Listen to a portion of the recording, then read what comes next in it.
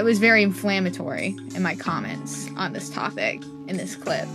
And the girlies were fighting. They did not like me. So this video ultimately, because of its provocative nature, did pretty well. And it's because of comments such as, she wastes oxygen.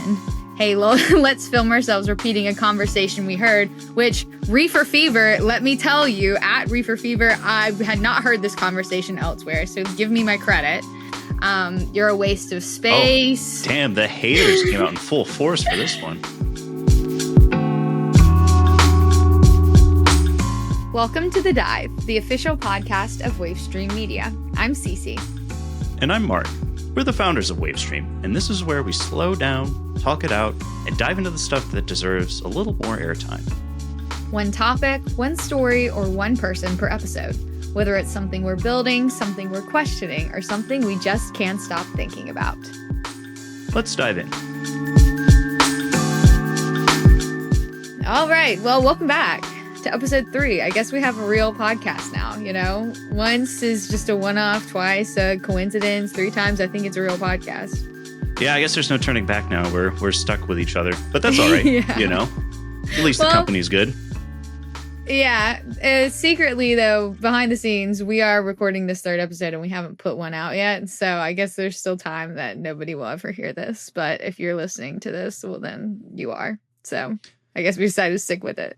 Yeah, the release is imminent, though. We're super excited about it. Yes. I know that I'm really excited about it because, you know, my own podcast right now is kind of niche. And so I'm excited to have something that's a little bit more of like general kind of content so I can, you know, share it with my mom and, Yes. you know, maybe my mom will. I think my mom actually listens to my other podcast, but I don't think she has any idea what the hell we're talking about.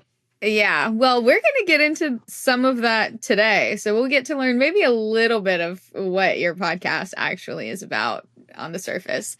And then going viral. That's what we're talking about today. Going viral. Which is something I haven't done yet, but you have. Which I don't really know a lot about this, so I'm really excited to, you know, get the DL on it.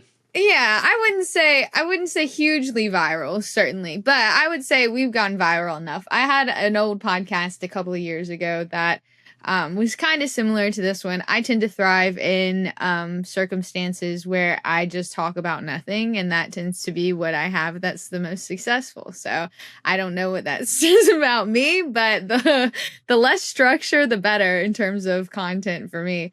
But we'll talk about that podcast a little later on too, and then different ways that we talk to clients and other people about what they can do to attempt to go viral at the very least, but it's pretty unpredictable. So I think the idea of you doing well in a less structured environment can be pretty easily couched as you're a vibes person. Yes. You understand and have an innate connection to vibes and are able to just go with it.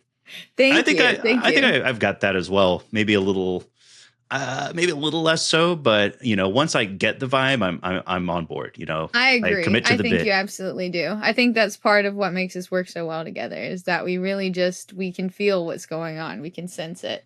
Yeah, real recognize real. Yeah.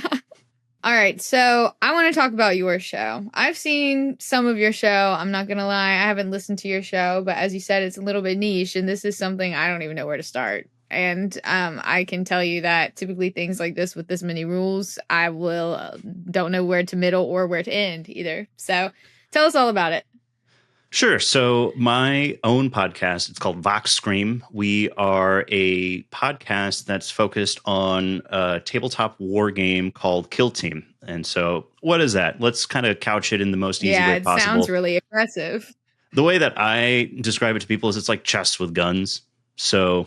Okay, so it is aggressive then. Yeah, exactly. I mean, it is a war game, right? You know, it's the way that I got into this particular hobby was I'd played like Dungeons and Dragons with some friends before, and it's like a cool, good time. But the one thing about that is it's kind of like having a band, which I've also done. And the hardest part about having a band is getting everybody in the room to practice every week. Yes, absolutely.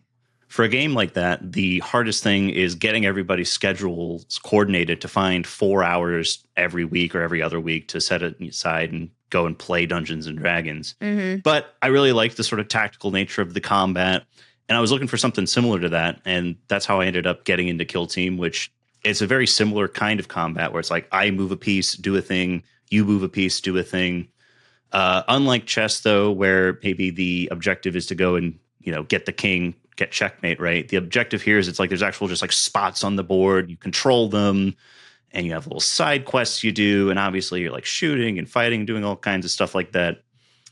And it's a lot of fun. I got into it because I also was in a similar spot to where I'm at now. You know, I'm editing at the computer all day, and I've been a fan of gaming, video games, pretty much my whole life. And now that I'm staring at the screen all day for work, I kind of want to do something that's less staring at the screen in my free time. You don't want to stare at the screen after work too, and before?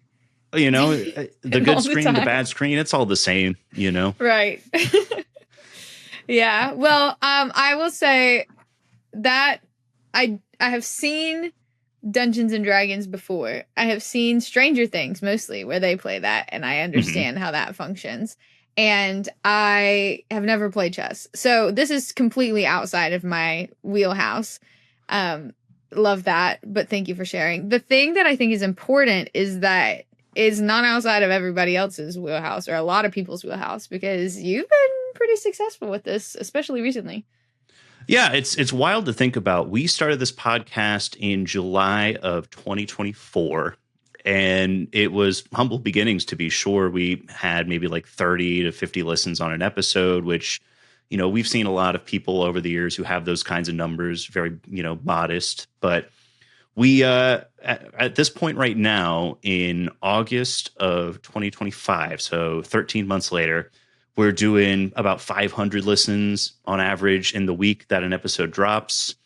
And we just recently got 2 sponsorships. So now we've got ads. Yes. We're actually making money doing it.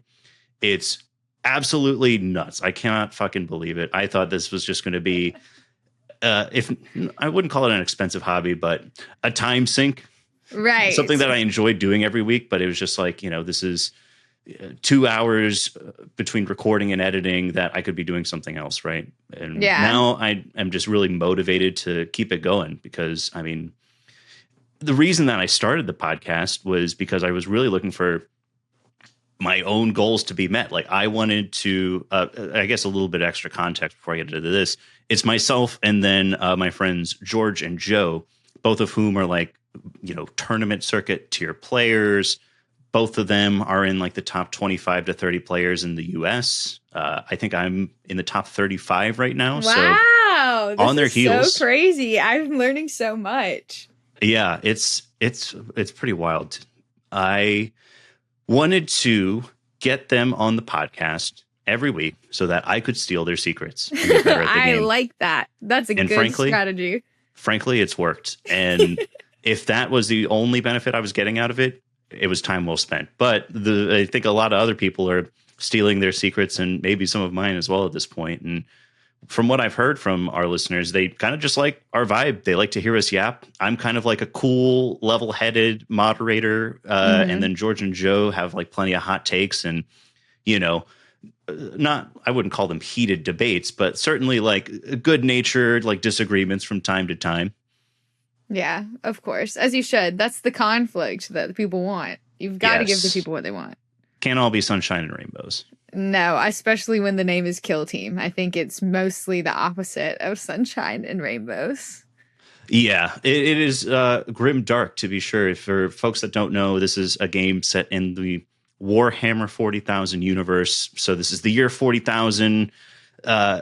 Man has spread out across the stars and had a glorious empire that is decaying and crumbling, and there's all sorts of crazy things out there. Here, I'm actually going to go ahead and screen share here a little bit so I can maybe give y'all a little taste about what we're talking about here. So, like, this is a game that is played with miniatures. So one of the things that I do as part of all this is building and painting little tiny plastic army men. That's cool. It's like a craft hobby as well. Exactly. I've always thought of myself as an artist. Like I'd mentioned, I've been in bands before. I've always been more of like a musician than a visual Mm-hmm. artist. But during the pandemic, I was getting into visual art a lot. I was doing like acrylic pours. I don't think of myself as much of a Mm-hmm. drawer. Don't have a Yeah. good way to like just put pencil on the page and make something happen. But I'm very good at painting in between the lines and using it kind of like a coloring book, right? Yeah, absolutely. It's cute. I like them. Yeah. So we got demons. Who doesn't love a good demon? And it's not just like one little dude you got on the table. So usually you got like a team of somewhere like 6 to 14 dudes, all sorts of shapes and sizes. Like I said, we got demons. These are elves, dark elves from the space, the dimension in between, That very much gives metal band. They could be just a metal band on their own. Oh, absolutely. Here's a picture of like what it actually looks like when you're playing the game. So I was playing some of these demons, playing against some elves. And I like the little accoutrements, the accoutrement, right? So Mm-hmm. I like having the little dice on the table to keep track of score and like how much health like a dude has left. And then, yeah, just a couple more paintings. Like I really like doing airbrushing. So I like to do like an undercoat and then layer the colors on top with the airbrush. Gives it like a nice smooth finish. Mm-hmm. And then just picking out like some little details. I like putting all the little flowers and skulls on the bases, really trying to make it like an immersive type thing. That's really cool. So when you get it, is it just like a black? Is it like plastic? Is it like clay? Is it what does it Yeah, look like? it's plastic. So you get it in like a thin box and you have to like cut it out of a wire frame. Uh, Oh, so it's kind of like a 3D printed looking kind of thing almost. yeah. Same kind of thing. A lot of people will 3D print these miniatures, but if you're buying like the official kits, it's like, something that was poured into a mold, Mm-hmm. cast like that. And it's basically you have to assemble it first. And that's probably my least favorite part is like assembling it. But the nice thing about it is if they've got an arm you like over a different one, like you can just kind of pick whichever parts you want. Oh And yeah, that's customize. another dimension that people really get into is basically like taking all the different parts and making something like completely brand new out of all of it. Something heinous with like a Yeah, million arms. exactly. But yeah, you get that, and then once you have it built, you prime it up, paint it, and then just after that, it's nothing left to do but play. That's really cool. I didn't know that you made all of these things to go with it. I like that it's like a full service experience. Like you get to play, but you also get to like be the architect or almost like the artist and the architect of what it is that you're playing with. I think that's really fun. It's satisfying on so many levels. Like you're talking about, like the art is really satisfying to me. It's such a relaxing way to end the day, just like painting a little bit. Mm-hmm. Uh, I really love the social aspect of it. Like, sure, I love playing games with my friends online, but like I go to a local game store and play in a league every week, and there's probably like 30 to 40 people there. So it's just, I've got so many new friends I've made in the last like 2.5 years doing this that Yeah. I'm just so deeply immersed in the community. And also like, I travel to tournaments. Like I am I friends remember, with yes. folks up in like DC and all up and down the East Coast. And I've even met a couple people from out West as well. Like we've got a podcast that we've done some collab work with called Fox Cascadia. They're all up in the Pacific Northwest. Love those guys. And really hoping I get a chance to fly out there and hang out with them sometime next year. But and then obviously, yeah, getting to play the game and really challenge myself, trying to come up with like fun strategies and plans to try and disrupt what my opponent's going to do. Yeah, I think that's so much fun. I guess I really had no idea what it was. I think when I first saw it, like when you see the graphic for your podcast, it does kind of give video game a little bit. And I guess I didn't think something that was sounded really aggressive would be anything having to do with a board. I thought it would have to be a video game. But I think it's really I like what you said about making friends. I would love to have something that like brought me and my friends together every week to do something. Like currently there's this show. I'm going to say it cuz it's timely, but I think it's great and it also sucks. But it's called The Summer I Turned Pretty. I think they filmed in Chapel Hill, part of it in Chapel Hill last summer. Oh, The author went to Carolina. It's very teeny bop. Some of it I think just sucks, but also like I'm addicted to watching it now and I have to. And so me and my friend Corey, shout out to my beautiful friend Corey, have started going. We started last week. We went to Zumba and then we watched the new episode of the show together because it comes out on Wednesdays and we had so much fun. And it's like, oh, we should do this again because it gives us like a reason to get together for something that we could both do, you know, separately, which I mean, I guess you could play, like you were saying, game at home, but it's something we could both do separately, but instead we can do it together. And it's like consistent, you know? And so it's like, oh, let's get together again. That was a lot, but no, you know what I mean. I think that having that like hub, something that really creates the community, like we're humans, we're social creatures. I mean, and obviously, you know, in the year of our Lord 2025, right? Like the pandemic is not so far out of our memory that we don't remember that time when we were just like grasping at anything to have like that sense of community. And like, I think that it being really being really intentional about how you are creating community in your own life and also just connecting with others via community is such an important part of not only the human experience, but just like, you know, being a happy adult. Agree. Like, that's the joke, right? Like people are always talking about how hard it is to make friends as an adult. But I think that the most important thing to do is to just have some kind of community, some kind of hub, just like you're talking about, something that brings people together. Yeah, I agree. I think that's really beautiful. I need to get better at that. I don't have time currently, really. I guess I do have a different community at school, but we're going to talk about that in a different episode later on.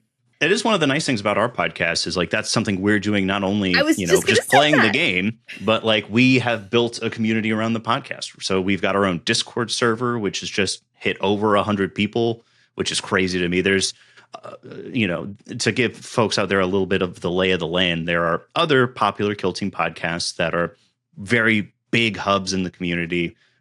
Command Point is an awesome podcast. They also run like online tournaments. And their Discord has like, you know, over 1,000 people. There's Just Another Kill Team podcast as well. Their server's really big. Looking at them now, what do they got? They've got 100 people online. They've probably got about 500 people in their server altogether.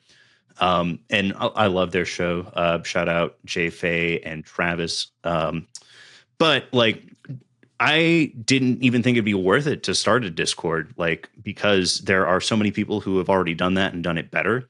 But it has been really, really satisfying to watch people create bonds and just like really interact with each other on our server. And it's fun to watch them do it in different ways. Like we have kind of established ourselves amongst these other Kill Team podcasts as like really focusing on the competitive aspect of the game, which I think that some people are doing and some people aren't.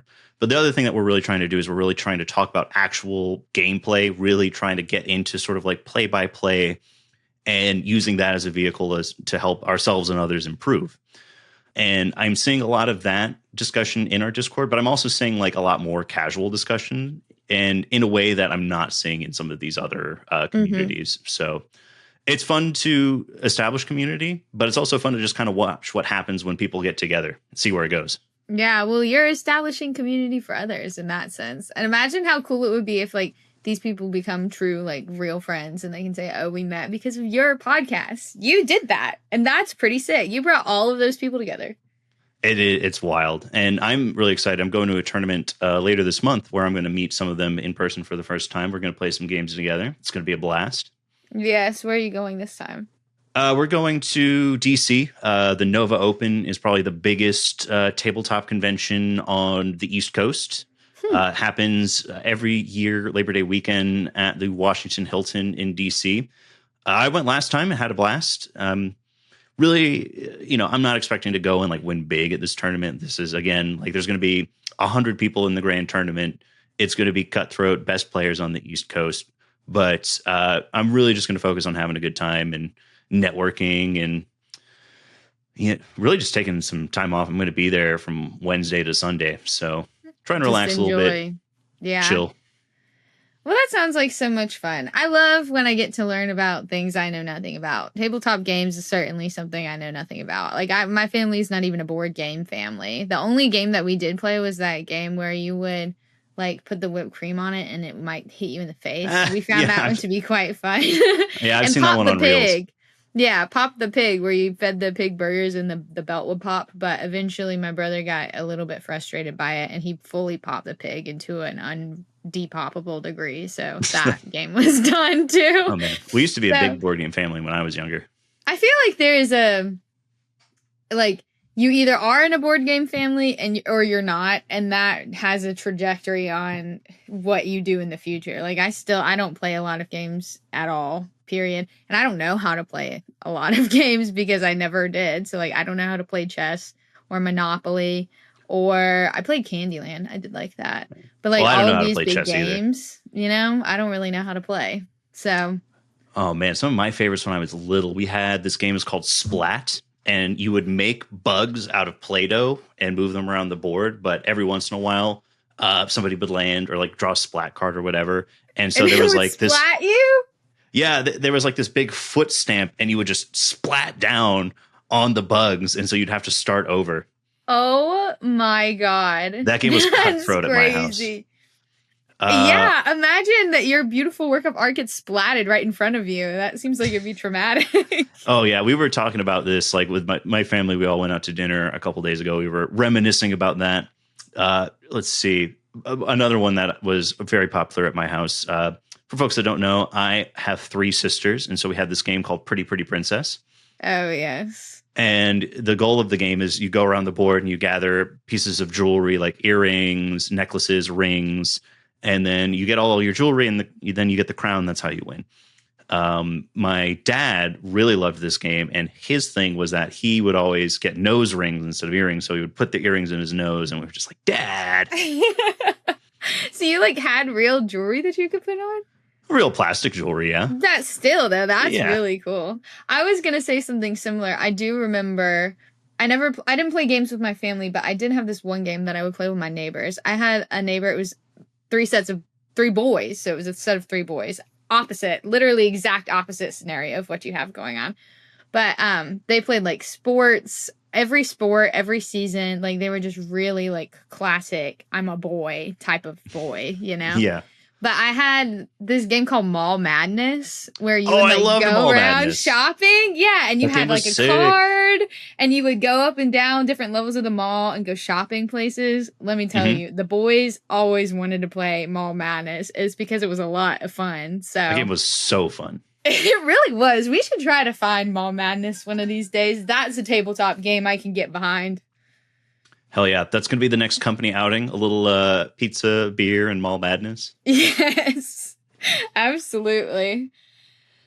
Well, now that we've talked about going viral in like a fun, happy, positive way, let's talk a little bit about going viral in maybe a not so positive way, which depends on how you look at it. I view this situation still as very positive because I've found it to be highly entertaining.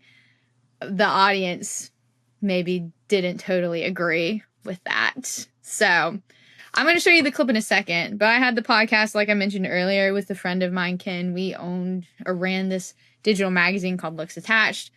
We actually started this podcast for my homework and then kept it going, and it became the podcast for the magazine. And we would just get on there and answer questions, give advice, talk about whatever we wanted to talk about. And this one particular episode, I think we were just each had 3 random topics and going into it. Well, I was really passionate about grass and the American front lawn. And I guess that takes us to our clip. Grass. Why? What's the point of grass? Why do we have a front lawn? That's the real question. Because front lawns are a complete waste. They just grow so we can cut them. And they take up so much water. Like they pull in so much water. Why do we have them? Just because they're pretty? They're not even that pretty most of the time. I mean, honestly, okay, that one, I kind of welcome to the stand inside of my head. grass. I stand grass a little bit, though. You do? For aesthetic, I feel like it provides, like, space, Right? you know, But, and, like, most people bitch about it anyway. Most people don't want to take care of it. They're like, oh, I have to go mow the lawn, honey. And they fucking hate every second of it. yeah. Does it provide any sort of oxygen? Not enough for it to matter. Yeah. Yeah, so fuck grass. I think grass is stupid. Of course, we some places. Like if we have community areas like parks and stuff, they can have grass. But why does every single American need individual blades of grass for their own that they can trim themselves? So that's the clip. Obviously, I was playing it up a little bit because how ridiculous does it sound to think we don't need grass? Of course, we need grass in society, but there are areas like more desert areas where not everybody has a front lawn because they don't have grass like that. But there are other things that you can do instead of having a front lawn, and you pollute the air, you take up time, you take up water. Like, to me, I just feel like there's got to be a more efficient way to do this. Saying that now, it still sounds a little, okay, what are you talking about? But, you know, it's not as hyped up as I was in this video. I don't know. I'm pretty hyped about it. I also hate cutting the grass. So I totally understand. Nobody likes it, which is actually ironic because I actually do enjoy cutting the grass sometimes. It's a good workout. Yeah, it's a good workout and it's very satisfying. I'm a traitor. I'm a fraud. I'm a liar. What can I say? It's okay to change your mind, everyone. Like, I hate cutting the grass because it's hot and it takes a long time and it's boring. But that beer that you drink, like right after you finish mowing the lawn, is probably the best beer. It's like a top 5 beer of all time, really. Oh, for sure. Next to it, what is it? You like to put a beer in the snow as well when it's snowing. Snow beer is good. Shower beer, can't beat that. No, all classics, all unique and special in their own ways. But I mean, I like cutting the grass. I find it to be satisfying to do it. I like to push mow the grass because it's good exercise for me and I get tan. Now, this is the caveat to all of this. I don't have a yard. So I like to do this whenever I go to my parents' house and maybe the grass needs to be cut. Oh, cool. I'll cut it 2-3 times a year. Like, I don't think if I had one that I had to cut, probably wouldn't feel the same way. Yeah. But obviously, I was very inflammatory in my comments on this topic in this clip, and the girlies were fighting. They did not like me. So this video ultimately, because of its provocative nature, did pretty well. And it's because of comments such as, she wastes oxygen. Hey, let's film ourselves repeating a conversation we heard, which Reefer Fever, let me tell you, at Reefer Fever, I had not heard this conversation elsewhere, so give me my credit. You're a waste of space. Oh, damn, the haters came out in full force for this one. Yeah, grass stops erosion. Unfortunately, grass can't stop brain erosion. Holy fucking shit, this is a whole other level of stupid. Yeah, oh my God. Can't wait till I see these kinds of people eventually say fuck all plants. I love plants. I would never say that. These dumb people influence the society. Your mind is a complete waste. I mean, pigeon IQ. People hated it. Which I think is something that can happen on the internet, obviously. We've seen lots of controversies where people get hate. Fortunately, I ate it up. I was like, I can't believe that everybody's talking about me like this. This is my moment. But you gotta have pretty thick skin for that. Yeah. Well, first of all of these people in the comments are just the people who run homeowners associations who like put the rules in place that you have to cut the grass X amount of times and that it has to be, no higher than a 1/4 inch tall. These people stay in grass, and they stay in grass because it is the foundation of their whole well-being. Right. Well, I mean, listen, I think if that's what you need to feel good about yourself, that is just fine. But also, I will say, as a person who's now has an HOA, devastating. I'm sorry that if that has anything to do with you. But my last 2 brain cells having a conversation, everything. We'll show you some more of these comments. If you want, we'll link this video down below. You can go and look at all of them. But I guess the moral of the story is going viral isn't always a happy, positive thing. Sometimes it's people saying you're the dumbest bitch they've ever seen. Unfortunately, fortunately, I mean, it depends on how you look at it. Ultimately, I was like, wow, this video is doing really well and everybody's talking about me. That's kind of sick, Yeah. Because as long as you're secure with yourself, it doesn't really matter. But that is a whole self-esteem is a whole different podcast episode on its own. Yeah, we actually had a guest on our podcast just this past week, and like the big message that he sent off with was there's always going to be haters online. Mm-hmm. Like this is a guy who paints miniatures and like he's very much like trying to encapsulate his experience as he's learning and growing. And like you can find all sorts of people who paint at like, you know, incredible levels online. This guy's just is like a very real kind of thing. And he's apparently people are talking shit about how he's painting, and people talk shit about his vibe. People like insulting his wife. Like he's done like That's videos with him and his wife painting. crazy. Let And that's- people have fun and enjoy things. Right. And the way that I think about it is, yeah, I think it's crazy to me that people are being like this. Like, why can't you just let people have their fun and have nice things? You know, Right. The question then comes up is it's like, are these people who are making these terrible comments, is this how they have their fun? Are we getting in the way of them having their nice things? I don't know. That's really philosophical when you put it that way. What would Kant say about, The haters? this situation? Yeah, I don't know what Derrida would say about the haters either. You even have to go back for, I don't know who it was who was like, I think, therefore I am. Are the haters Right. thinking? We have to go way back, really, to logically analyze this. No, I mean, I do think that I don't consider myself to be a fairly positive person. I think I try to overcompensate sometimes with some positivity because I myself am not super positive all the time, and I kind of like gaslight myself into being positive almost in a way. But that being said, I'm not a mean person either, and I've never commented like you are so ugly or like you're so stupid. Like, to me, that is just such a crazy thing.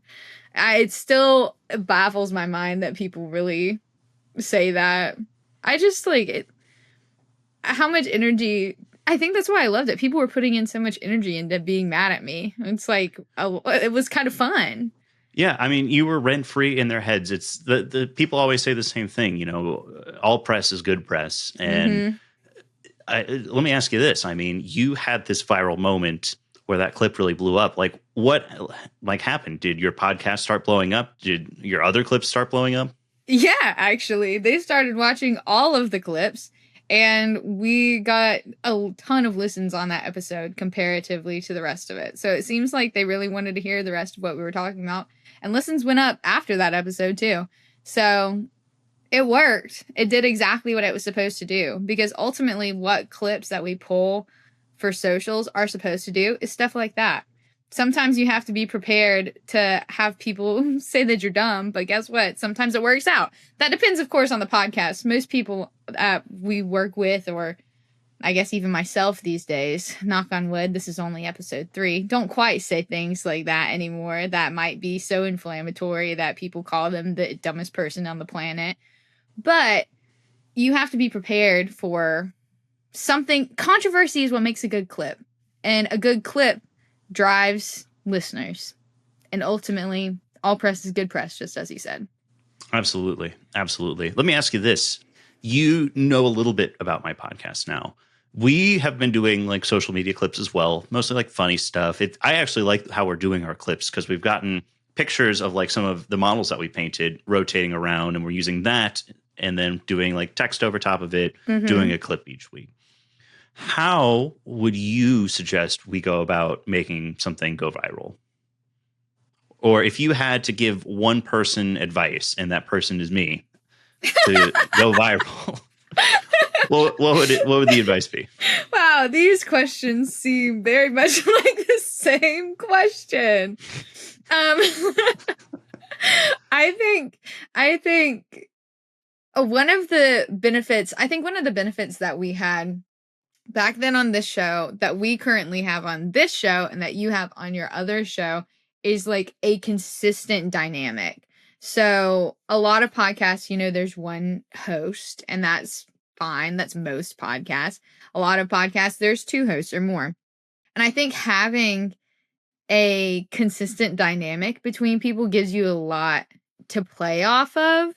And I think ultimately 2 people don't make a podcast because they have no chemistry or personality or can't say anything funny together. I think ultimately that's where a lot of those viral moments land. Because if you asked me, the funniest part of that clip is when he goes, I kind of stand grass. And I say, you do? Yeah. Like that is those moments you can't make up. But I think when you have a bunch of people or two people who know each other really well, who make stuff like this together, they naturally come. And I think the reason that things go viral is not as much as we would like it to because it's planned perfectly well. Sometimes it is. Most of the time it's not. Usually it's little moments like that. It just kind of happens, right? You never know what is going to be the thing that sparks the flame, and you never know when it's going to happen. Yeah, but my best piece of advice is to keep having fun and keep being funny. And that is really all you need to get you there. Yeah, I'll have to work on the being funny bit, but hey, I think you're funny. Yeah, I'm funny looking for sure. So I guess the only other thing on my mind is that I do think that going viral is like such a big, moment for a lot of content creators. It's what really sets the channel off, right? But I also don't think it's the only demarcation of success. I think could not agree more. Like I look at my podcast and I feel like extremely proud of the work we've done. And I also feel like we are extremely successful. Like we are not in like a big niche. We are in a game that, again, like I think the biggest tournament ever in the world for this game was like 120 people, which sounds like a lot, but also in the grand scheme of things really isn't. Forever in the world, that does not sound like a lot, but you can tell yourself that. Exactly. That is crazy. That's though, because I've seen the numbers because I looked because I was nosy and I just wanted to see, and it's on our account. So I looked, and it's crazy to me to think that the niche is that small as you say, and you're as popular as you are. Like I do find that to be crazy, and not in like a good way, and like that's so sick. I'm very proud of you type of way. Yeah, like. I was saying earlier that there's competition in the space too. I can think of, I mentioned 2 other podcasts earlier that are extremely popular, and there's another podcast that I also think, would probably rank higher than us in the pecking order. But there's a lot of stuff that we're doing that they're not. For one thing, we're being extremely consistent. Like we put out an episode every single Wednesday. Yeah, you do know a thing or two about producing a podcast, fortunately. Exactly. I've done my homework. It's not my first rodeo. But of those 3 sort of competitor podcasts I mentioned, only one of them is consistent enough to put something out every week. Another thing is that we have done a really good job, I think, of networking to the point where all 3 of those other podcasts, we've been on all 3 of those other podcasts. If not myself, or if not all 3 of us, at least one of, the co-hosts of the Wavestream podcast has been a guest star. And we've had them on our podcast. Having the nerve to go to people who you may be intimidated by because they are either like a pillar in the community or they have like such a successful podcast. At the end of the day, if you don't ask for a chance to collaborate, you're not going to get it. And those collaborations, we have seen our numbers, really explode after each of those collaborations. And it goes up and it maybe dips like back down after the spike, but it does stay up. Yeah. Having somebody who also has their own audience and their own podcast on is also a huge game changer. And your audience can go and find them. Their show grows. Their audience can come and find you. Your show grows. And like we said, not everything has to necessarily be viral. A lot of these smaller intentional steps take forever, but ultimately that's what gets a solid base and what helps build a consistent show with an audience that cares enough about you and the show and the rest of the audience to like really meaningfully engage. And that's kind of what the point is. Yeah, for sure. And, I guess the last thing on my mind about it is, wild to me how much the community that we have made does actually care. Like I was a little worried when we started putting these ads in the podcast that people are going to be like, oh, they're selling out. No, everybody has been like reaching out to us and they're being like, hey, I went and I used your coupon code because I want the sponsor to know that y'all are worth investing in. And everybody's excited that you're getting money. That's great. Yeah.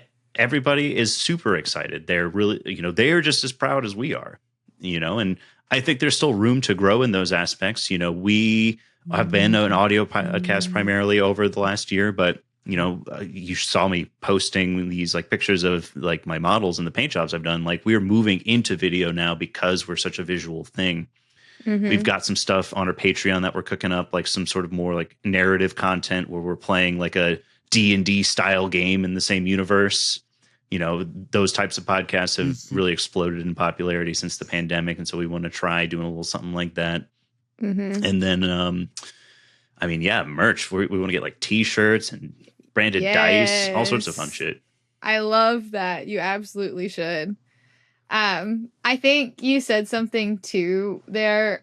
The whole gist of that ultimately, and I think this is what leads to being viral, is just having fun and trying things. Like have fun, try things that are new, try things that are different, share that with other people. That's kind of the recipe for success.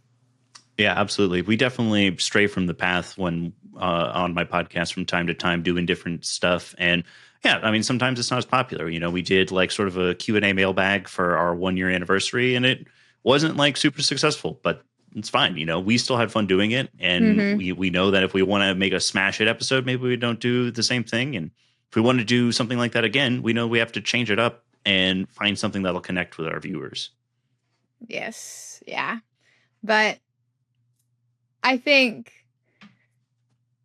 if you had to flip it on you, if you had to give one piece of advice about going viral to somebody who wanted to go viral, not necessarily to me because I'm already done it, I'm a professional, but right, if you wanted to, if somebody was like, Mark, please, how do I go viral? What would you tell them?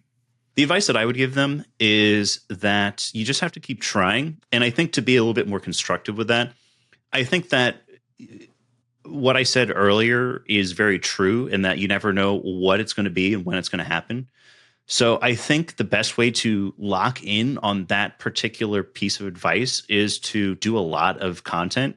Like, you know, we are only doing 1 clip a week for my podcast. You know, if we're doing 2 or 3 clips a week, that's, you know, between 100 and 200% more chances to go viral each week. And then, you know, just again, to be consistent, I think that if you are putting out a lot of clips each week and like, you know, not really trying to skip any time, it's going to give you those chances. And again, like the way that these algorithms work is that you kind of have to go from like having a little something until you can get to that viral status. Like, if we're putting out more clips each week, that means we're getting, you know, more and more people to follow us, more and more people to get their eyes on our stuff.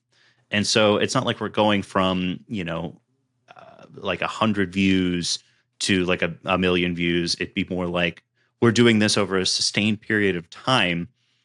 We have enough of an audience that's kind of like niche, but then it ends up blowing up. So we're going from maybe like, you know, 1,000, you know, 5,000 views up to that sort of like, you know, 100, 200,000, a million views, those really sort of viral numbers. Yeah, I think that's true. You just have to keep doing it. It takes a lot of time because and stuff that wasn't viral before could go viral later. Like the internet is mysterious and important. It's weird. Yeah. Yeah. Call it what it is. It's weird. Yeah, and sometimes things happen and sometimes they don't. And ultimately, our best piece of advice is to keep having fun, keep making things that you love. Going viral isn't everything. It can be exciting, but it's not the most important thing. Establish a community or help others establish a community. And I feel like I need one more thing, but I can't think of one. I mean, I think it's just setting your own goals, right? Like, I think you can get easily discouraged when you're posting a lot of clips to social media or you're making a podcast and the numbers aren't going up quite as fast as you'd like them to. You know, that was definitely our experience with my podcast when we first started, but I had my own goal. Like, I'm doing this podcast to get better at the game and to learn from people. And so I was accomplishing my goal for the podcast, even when we had 30 people listening to every episode. So I would say that before you even start working on your podcast, to find what it is that is going to make you happy and success, or like make you happy with the outcome and make you feel like your podcast is a success. something that you can control. Yes. Precisely. Agree. Well, this has been a fun episode, and I'm Hell going yeah. to say that I think this is our last episode for the foreseeable future, at least about podcasting. We've been talking a lot about that the last couple of episodes with our journey and some viral moments, but I will say I've done a podcast about podcasts before, and I don't want to do it again. So next week, we won't be talking about podcasts, but we will be talking about something else that we find to be very important. And I'm sure you probably do too. And it's also something else that everybody's talking about on the internet these days. Certainly the sort of thing you'd hear on a lot of podcasts. Yes, a lot about how you should be doing it. And we're going to talk about how you shouldn't. Yeah, a lot of mystery, a lot of intrigue there. So you'll just have to tune into the next episode of The Dive, find out what's going on. Absolutely, because that is it for this dive. Thank you for being here. You can find us on Instagram and TikTok at wavestream.media. And if you want a podcast like this one or totally not like this one, visit our website, wavestream.media. Talk soon.